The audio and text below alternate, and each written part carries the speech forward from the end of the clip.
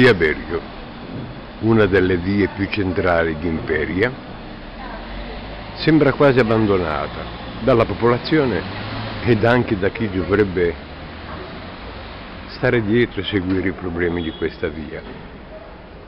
Ecco qua, un marciapiede dei portici, dove già più di una volta si sono inciampate delle signore, sempre marciapiede dei portici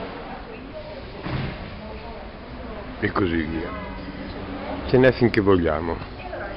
E poi la situazione interna, dove in molti punti mancano le piastrelle, ci sono formati degli spigoli e la gente anche lì si inciampa.